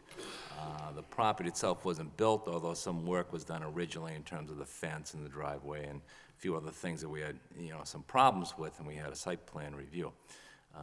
And if things aren't built in conformance with the special permit, I think we have a right to come back and perhaps revoke the special permit or enforce the special permit or do something along those lines. But at this point, it appears that the time period for the special permit has expired. We're now more than 2 years down the road. It was It also- March, yeah, it was March of also- 2008. It also appears that the applicant is not going to move forward with the major construction under the special permit. So I guess procedurally, I'm questioning what, as a board, are our options with regard to this property. I think we're past the point where we're dealing with a special permit. I think the special permit being expired is probably moot. There may be some lingering issues from the work that was done originally in terms of the fence. I understand you are applying for a special permit through the Board of Appeals to maintain that fence, and they will rule as to whether they'll approve a special permit, and I think that the neighbor will certainly have their right before the Board of Appeals to have their say and have any enforcement rights as it relates to the fence. Anything else that may not be in compliance with either zoning or ordinances in terms of any lighting or things like that, those are all enforcement issues at this point. I think the building inspector has to be involved, as I understand he has been, to enforce what the ordinances are in terms of the driveway or whatever it may be. But I just think at this point that this board, we have no activity to take with regard to the special permit. It's expired, it's probably moot. I think perhaps we can vote on the fact that the special permit originally sought is now expired, and any enforcement action has to be left to the enforcement officials in the city of Lowell.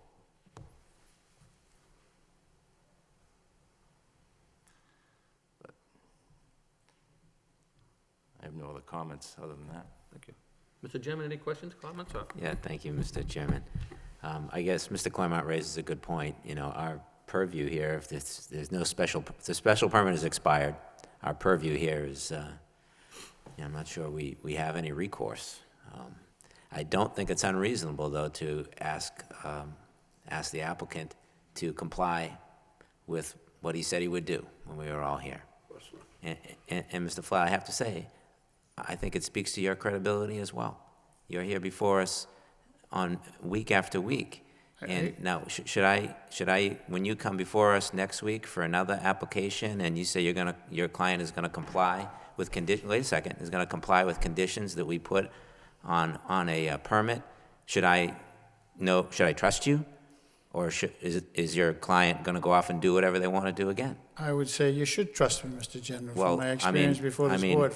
For one situation, when it doesn't happen, I don't think you should make a comment like that to me tonight. Well, I'm concerned when you Well, you when can you have when- your concern, but I when you think come most, before the board with a client and we all agree Yeah. that we're going to conduct the construction in a Right. certain manner and we put conditions on it, and then your client just goes off and does something completely different, and you come before us and say, hey, what do you want me to do?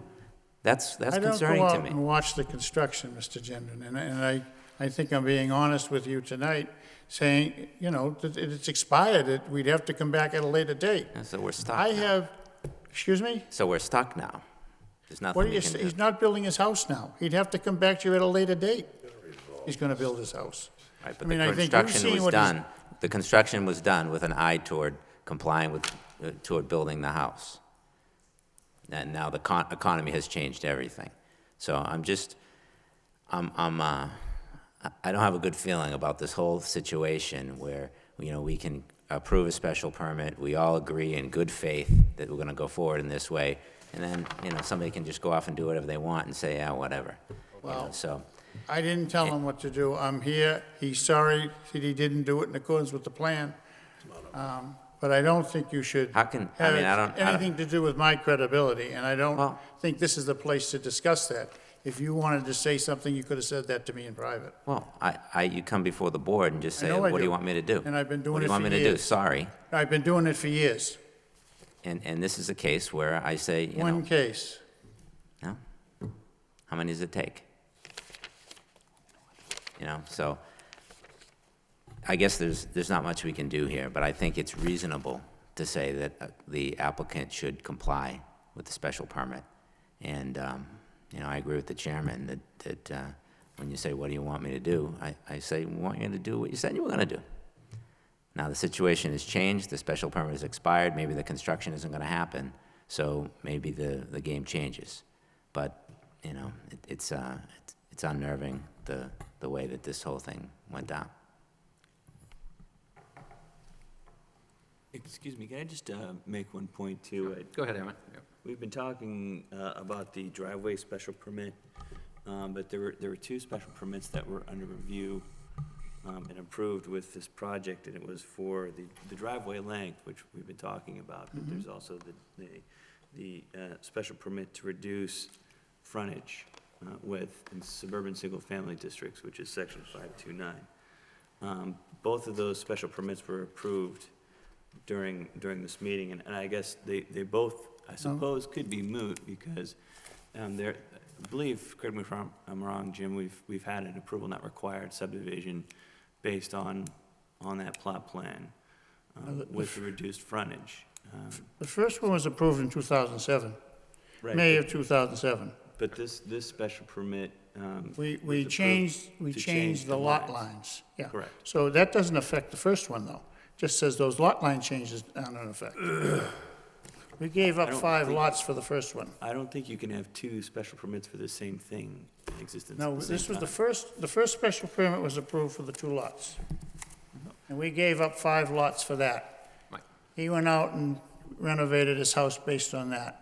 And it said in there that if we wanted to come in to construct, and there's a driveway over 200 feet, we had to come in for special permit, which we did, and we asked to change the lot lines on that one.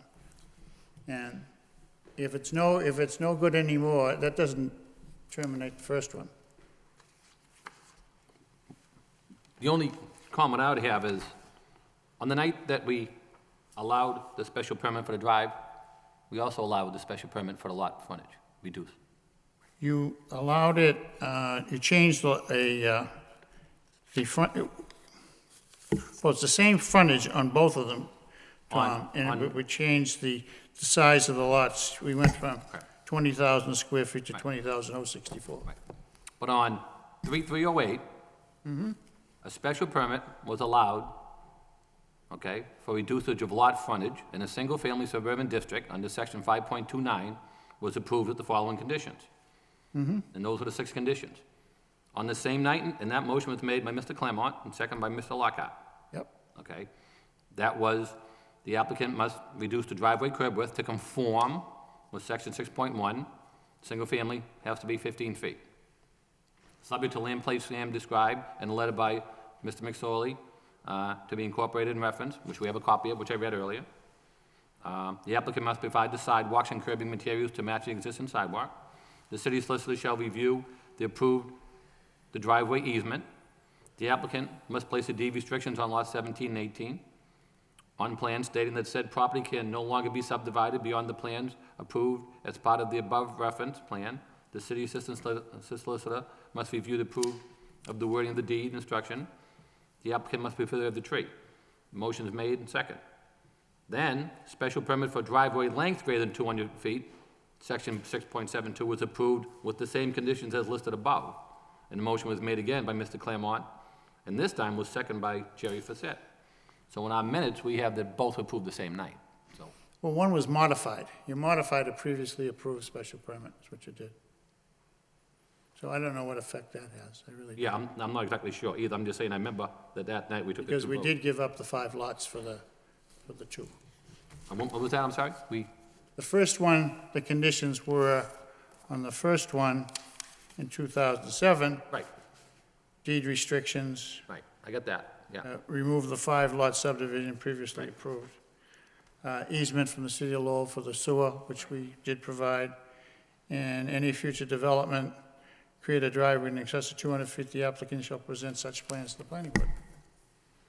But then when we came in for the special permits again in 308, those are conditions of the new special permit, the ones I just read. You added some conditions. Yep. Because you're looking for a special permit that time, on the 2. Because as,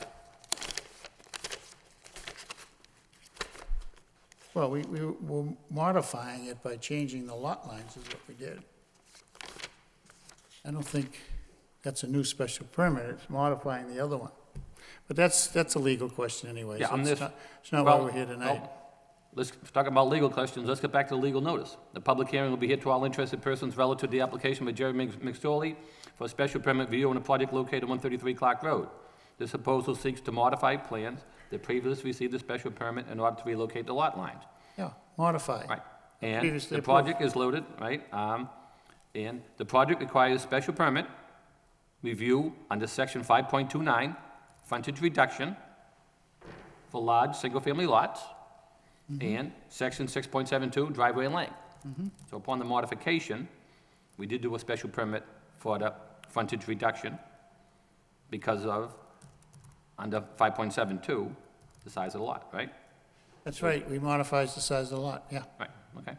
So, I'm just saying, when we get back to the vote we took that night on the special permit, one was for reduce the lot frontage, and the second one was for the driveway with all the same conditions. So this was a subsequent order, right, which is enforceable by condition of the special permit. And now we're arguing about the special permit, right? That's one that night has those conditions, there's no question about it. Right. That's, okay. But Right, so I'm saying that's what we proposed that night, okay.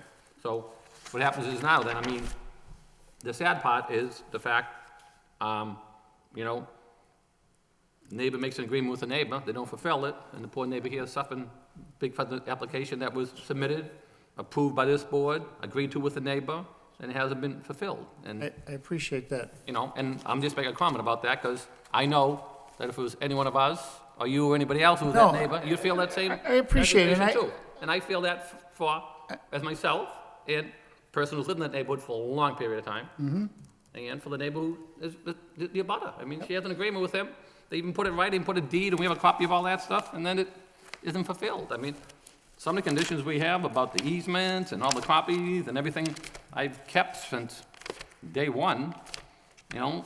Yep. And now you say, well, it doesn't affect the special permit, that therefore it's not enforceable, regardless of what agreements he made with his neighbor, what agreements he made with the board, but since they lapsed, now you can't enforce them, now we go to special court. I mean, you know, it's, I don't know, just, to me personally, doesn't seem right. That's my comment, you know? I understand completely where you're coming from, Mr. Chairman. It's too bad that I mean, we that's, can't get together and work out the differences. right, and I mean, and that's what I think That's, we all tried to do when we had the site plan back in October, as we've done on other sites. I mean, some being yours, some being other lawyers, you know, when something think- comes up and we have a concern, we try to go out. Yeah. We met at the request of your applicant to see if we can mitigate the plan. As speaking with you, and I spoke with Ms. Nichols on several occasions, and I know that through you, I called you to have you go speak with her to see if you can mitigate it. And I think the board was hoping that I was too. hopefully there was some mitigation that could help address our concerns as well as the neighbor concerns. And then to come in tonight and find out, well, that mitigation isn't gonna be done, it's kind of disappointing, that's all. That's what I have to say. I mean, it's disappointing, it is. And I can hear what you say about whether it's lapsed or not, you haven't built, you have to come back in the future, but it's still disappointing no matter how you slice it. I That's my understand. concern, okay? I think and so, I guess, and I know what the options are, whether for the code enforcement, and it says, we as a board can call upon the city inspector. Any person in the city has the right to call upon the inspector. So, if anybody's agreed by any conditions, and if, I know you have to go now for a special permit for the fence from the zoning board of appeals. So, I guess, unfortunately, it's probably no longer in our hands due to the fact that the special permit is no longer viable, and therefore those conditions are not enforceable, but I just wish that there was more ways to make everybody happy and work the project out, which we've done several times by bringing the matter forward. And I thought that. I know, you people have And I worked. thought that was basically why we had the site plan visit, to try to recognize the issues, address the issues, and come to a compromise. And to fail, there's no compromise, it's just, as I reiterate again, it's disappointing, and I feel bad about it, but if we can't do anything about it, like I said, it's in the hands of the zoning enforcement officials, hopefully they do what they feel is right, and I'm sure the matter will be scheduled for a special permit now before the zoning board of appeals, correct? But I would like to see, as you indicated you would, if we could see a current set of plans that exist there now. He's doing a as-built plan, we have to submit to the Board of Appeals. All right, so if you give us a copy of that, I would appreciate We'll it. do that. Mr. Chairman, I just have one question. Sure, absolutely, Mr. Dillon. So if this, if the special permit expires, does that mean that this lot reverts back to a single-family lot again? Well, was there an A and R on this lot? at Yeah, some there was. point, We did what that. is it? Yeah, I believe there was an A&R signed for this lot based on the approval from this. I'd have to look at the records, but I'm almost But didn't we have to certain it could be. approve the lot lines? Yeah, because the zoning code would not allow a subdivision of property with less than 70, I think it's 75 feet of frontage in the suburban single family. There's this special permit under the section 5.2, I think 9, that allows applicant to seek reduced frontage with a special permit from the planning board. Right. So an A&R, I could conceivably sign an A&R for that, but it's essentially a non-buildable lot. And since the special permit was approved, that makes it buildable. So if it lapses, I suppose it's still subdivided, but then it becomes a non-buildable lot. Because you would need a special permit for the Right. frontage. To So get in access to essence- the house in the back. In essence, it's now a single parcel. Okay, thank you. And that's That's body my interpretations, but I think, as Mr. Flood said in his presentation earlier, if they came back to build on this lot, they most likely have to come back before us anyways. Is he- Oh, they'd have to. Right. They'd have to. There's no question they have to do that.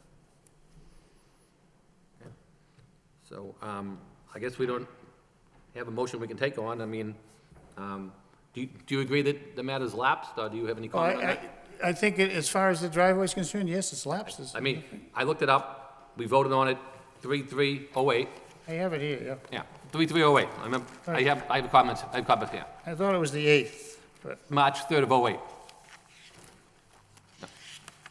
3/3/08. Today being 3/15, and it has to be done within 24 months. Under 11/3/8. Special permit shall lapse, you know, within 24 months.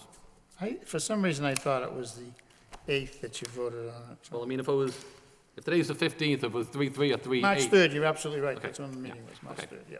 All right, so.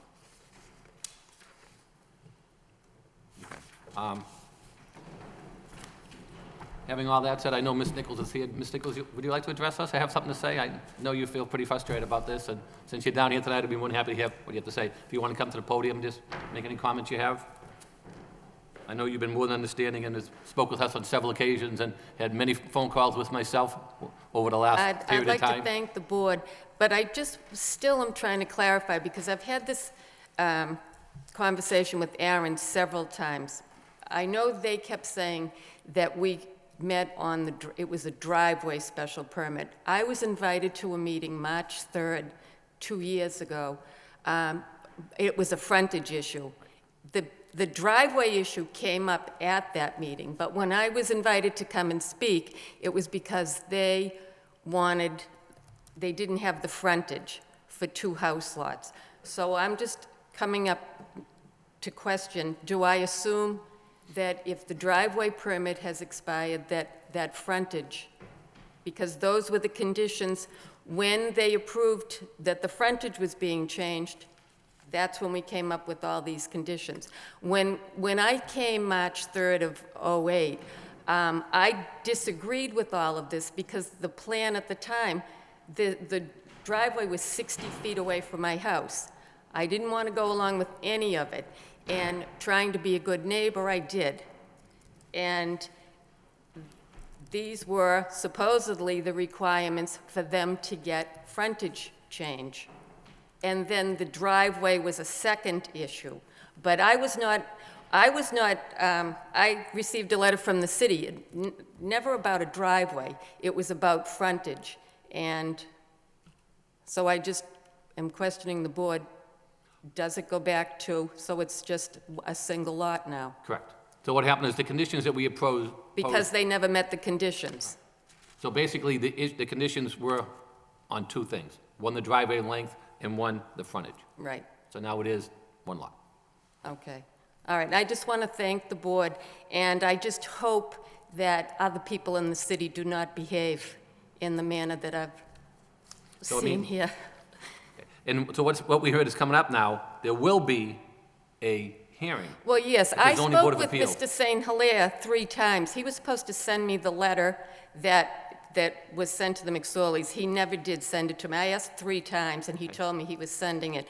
But he told me that they had 2 choices, either to get a saw and cut the fence down 3 feet, or they had to apply for a special permit. And in order to do that, they had to present a plot plan. Okay, And that way, they could see okay. if everything is off the land the way it's supposed to be, because that's still another issue, but, Right. So I believe what Mr. Flood said is they will be going before the zoning board of appeals, so you should be getting notice on that. oh, And okay. If, I know we get it, and I'll speak with Aaron again to make sure that you definitely get a copy of when that meeting is. Okay, We'll send you out a copy of that agenda that night, okay? all right, thank you. All right, thank you very much, ma'am. Okay? So I don't think we don't require a vote on this matter, so I think that concludes our comments on that matter. Okay, thank you. Moving along, we do have a few other matters. We did receive some notices from abutting towns. Any of the board members have any comments on that? If not, would entertain a motion, to place them on file. Chairman, I make a motion to place the abutting town notices on file. Okay. Second. Thank you. All in favor, say aye. Aye. Those are filed. We do have two matters that are going before the Zoning Board of Appeals, which is scheduled for March 22nd, 2010. These come before us for informational purposes only. One of them is Duville Transitional Care, Varnum Ave, which we took up tonight for our site plan approval, and that is to allow substantial extension of the non-conforming use. Can we entertain a motion that we vote in favor of that with the conditions as outlined earlier this evening? I'll make that motion. Motion's made and second, chair votes yes, and we have one abstention. Okay, and one absent, so that matter carries. Next matter is a special permit from Sharon Closey, and this is at 225 Stedman Street, Unit 36, and it's in light industrial zone.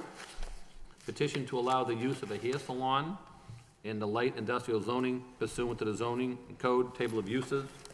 So I think what happens is, to have the hair salon, it's probably at one of those under special permit use for this industrial zone. Right, right. So I think that's where they're looking for relief.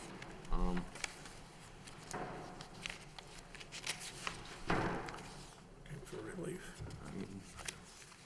Yeah, Mr. Chairman, looking at their little synopsis of their business, it looks like they've been operating their business on Stedman Street for about 10 years and are losing that because the property's being sold, so they're looking to relocate in the commercial building on Stedman Street, which is zone light industrial, but there are other businesses in there, so I wouldn't feel that this hair salon would be an obtrusive use, so I'd recommend approval. I'll second that. Motion is made and second, all in favor, say aye. Aye. Chair votes yes. Move along, general correspondences. I'll start with Aaron. Do you have any correspondences? I know, we received an email update today. Do you have something, was it today or last week? Some meeting going on, was it this Thursday or next Thursday? Turn my I forget which one it was. microphone I back have on. it in my Yes. packet, but I didn't.